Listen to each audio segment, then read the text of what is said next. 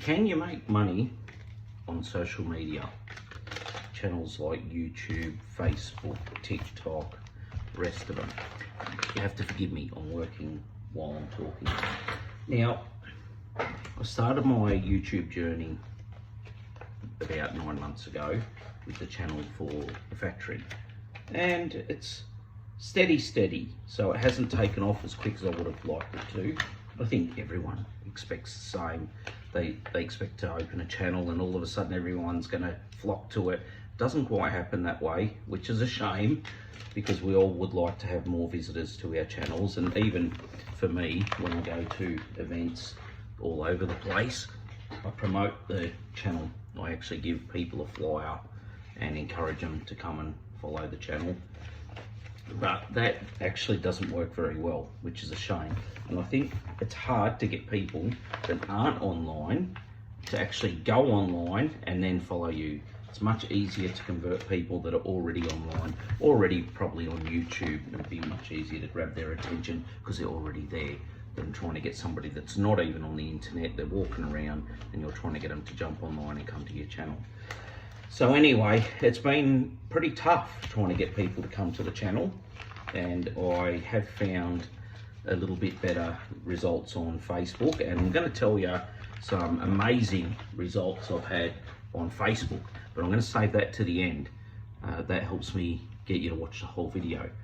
So what I'm going to talk about today is what my journey is so far.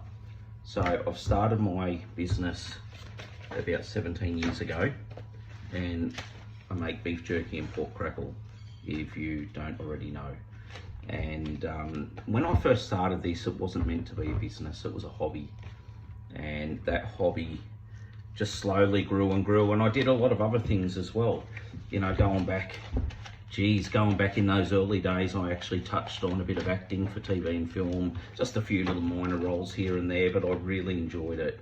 I enjoyed being in front of the camera and just being able to play those parts and become a different person. And I also had an IT business back then, and that was how I started the beef jerky business, because I want a good quality product and there wasn't a lot around. So with that, I started to have beef jerky manufactured by somebody else, and I would sell that jerky because, I don't know if you know, but jerky is a high risk food, so you can't just make it and sell it. It's all got to be controlled, so you've got to be very careful, and there's a lot of very strict rules on the production and sale of beef jerky. Sorry, I'm looking for this bag. So I'd do that and I'd tinker with it, and I was doing the acting work, and I was working at Coles as well when I shut the IT business down. I was doing a lot of different things, you know, so I'd go to Coles night fill, and that would leave the days free to go for auditions and that type of stuff. And I just wasn't making ends meet, you know. It was more like pocket money. You know, I'd get maybe the acting stuff would pay me a few $100s a week here and there, but it was nothing substantial. Sometimes maybe $1,000 or $2 from time to time, but it wasn't anything you'd really be able to make a living out of. Well, not for me anyway, probably because I wasn't very good, but still I loved it. And with that, I worked at Coles, and I worked at another place making pipes, and that was a shit old job. It was terrible. And then I kind of, after a few years, I thought, okay, I'm not making enough.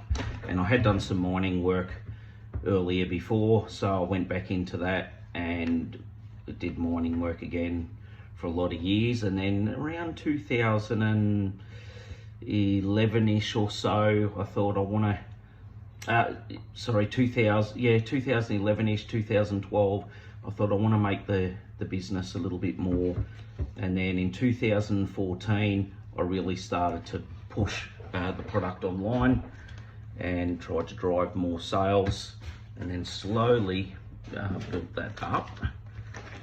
And sorry, I'm looking for something at the same time. So I slowly built that up, and then that's And then in 2014, when I made that decision that I wanted to go full-time into it eventually, I didn't set a real date, but I knew it was going to happen at some point.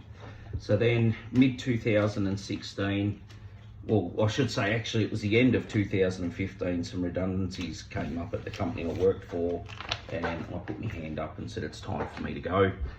And it was good because I wanted to go, but unfortunately the months ticked by and I was still there, and a lot of the people that didn't want redundancy had already gone.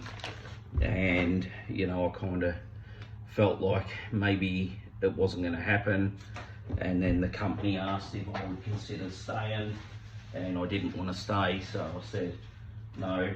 Remember, I was the person that volunteered to go, and then they asked me if I'd stay till November, and I said yes at first because somebody was going on holidays and they wanted me to cover for them.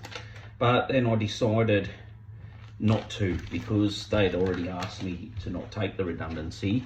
I thought if I stay, the chances are I'll end up staying and I won't go, and then years later I'll always regret. I'll always say I should have done it. I should have had a crack. Because if you don't, it's easy to say, yeah, I want to do this, I want to do that, but it's scared to make that jump. And if you don't make the jump, you'll never know, you know. And then you'll get older and you'll say, oh, I should have had a go at that, I should have done this, I should have done that. Sometimes you've just got to make the break and do it. So I made the break, I left, and I went into the business full time. And lucky for me, I was told about another company that was for sale, which was called JJ's Beef Jerky. And the good thing about that was they had a contract to do the product into the BWS stores, beer, wine and spirits.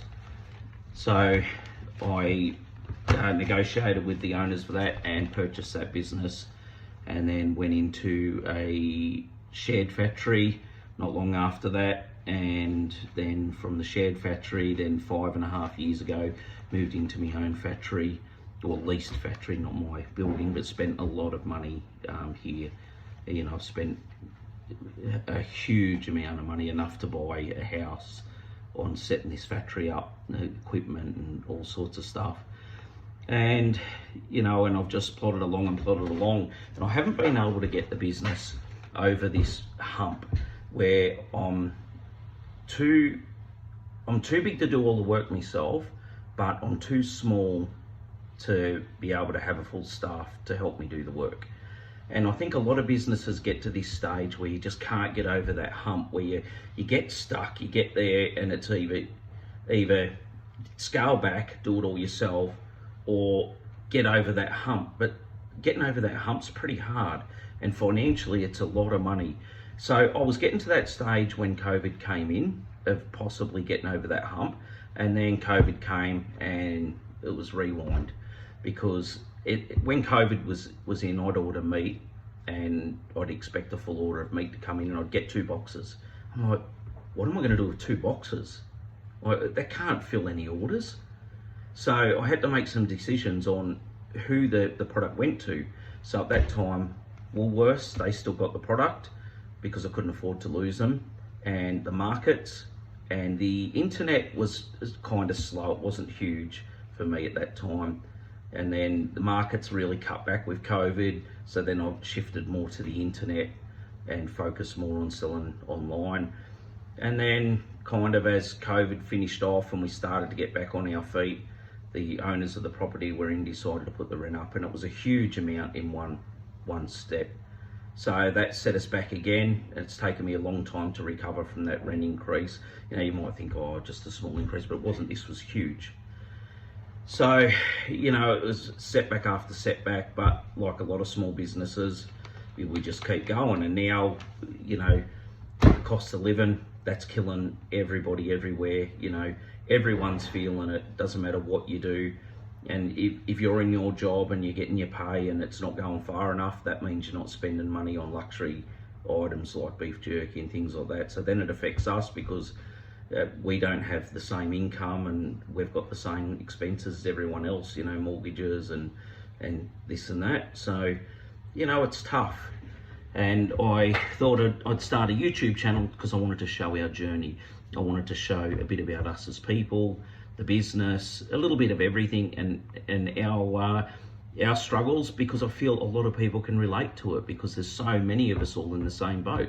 Whether you're in small business or working for somebody, the chances are you're probably working for a small business or a medium business, and they'll be going through the same struggles. So I feel like a lot of people can relate to the position we're in, because it's probably the position they're in their jobs as well, with their bosses and stuff like that. So I decided, let's show this journey, let's show what we're doing, let's show how we're trying to make a difference in the industry. Let's show people why we're different, what makes our products better. Well, what I think they're better than the others, or most of the others, because we do things a little bit differently, and we're 100% behind our products. You know, we're a small family business, and you know, we get out there, I go to the markets, I go here, there and everywhere selling our products. Actually, I talk a lot. I get in trouble with my wife for talking a lot, and especially the customers, I'll stand there gas bagging to them for ages instead of getting on with the work, but I enjoy it. All the time I spend in the factory working, and sometimes I might be in here working on my own all day on the weekends and stuff like that, and I've got nobody to talk to. So when I go out on the road, I love talking to the customers, I love talking to people, and I like hearing their story. You know, a lot of times I'll ask a customer, oh, where are you from, or what do you do? And it's interesting. You know, there's a lot of interesting people out there, a lot of interesting stories to hear. And especially when I go bush and I talk to people out in the bush, they usually got a bit more time. They're not in so much of a rush. They've got more time to talk. So anyway, I won't keep this video going for too long, but I've got a baby on the way, and the baby's due to be born anytime. So we've been expecting the baby to come along anytime in the last week, and my wife feels like it's getting close. I've just done a couple of long days myself. You know, chopping machine, it's been a bit of a disaster. The design's been okay, but it has a few issues. And you know, it has a lot of breakdowns from the chopping boards, keep getting smashed by the machine. So we decided to buy a new machine, and that new machine's taken a long time to come, and the old one was in a position where we couldn't use it, and I had to buy all these boards and cut all these boards and make them. So that was like yesterday till about 10 o'clock last night, and then I went home at about 10, had a shower, had something to eat, went to bed, came back at around 3 this morning to finish the machine off so we could use it today. And then I started chopping pork skin until the guys arrived to give me a hand. So I won't talk too much longer, because maybe tonight I might become a father, who knows, but I'll be sure to let you all know. But anyway, what I want to talk about as well real quick is the YouTube. So YouTube and Facebook, and we have TikTok as well. What I've found is YouTube seem to be, I'm not monetized on YouTube, I don't make any money from YouTube because I'm not at that level. But from what I see, YouTube seems to be the platform that pays its creators the most amount of money. I don't know about TikTok, what they pay, but TikTok I find, it's, I don't know, I put a video on TikTok and a few people watch it, and then it's completely dead in the water. Facebook has always been good for me. Facebook, I put up a video of me cutting meat, and it's had 935,000 people, well actually more than that now, more than 935,000 people have watched that video. And most of those people that watched that video were all within the first 3 months. It was a huge amount of people watched that video. So definitely Facebook's been the channel for us, and I did actually make some money from the videos on Facebook. So we did a few videos, and the first month I received, I think it was, by the time it was converted to Australian dollars, it was around 75 Australian dollars. Then the second month it was about 43, and then the third month it was, actually I think it was around 15. But now they're holding the money now, they're not paying it out till it gets to a certain level, which it actually always said that they only paid at a certain level, so I was surprised they were paying it. But that first 3 months they paid the money out each month, but now they seem to be holding it. Where I'm pretty sure that on YouTube, to get 935,000 views would have been a substantial amount of money compared to what Facebook paid. But I spend a lot of money on advertising on these channels as well. Like, I advertise on Facebook and I spend a lot of money. I advertise through Google, so Google, YouTube, and I spend a lot of money. They're the main two where I advertise and spend the most money. So it's nice if I can get something back from them. So anyway, that's a little bit about what I'm doing and where I'm going. And I've got a lot of things to show you. Like, we've got the bus, and the bus has been fitted out as a motorhome. So when I travel to all the country shows, I've got some accommodation, and especially because we're going to have a baby to take along with us now. So we want to have some nice accommodation for us and the baby. And, you know, we're out at an event that's 2 or 3 days out in a country town and there's not many facilities around. It's just nice to be able to do that and to be able to come home slowly on a Sunday and enjoy the day, seeing as I haven't had holidays really for years. It's going to be a nice thing to do. So follow my journey, and I'll try and make the videos a little bit more regular and show people a bit more about what's going on in the business, not just how I make the product, like the business, a small business, our day-to-day, where we're going. And I'd love if you can subscribe to the channel and follow us along on this journey.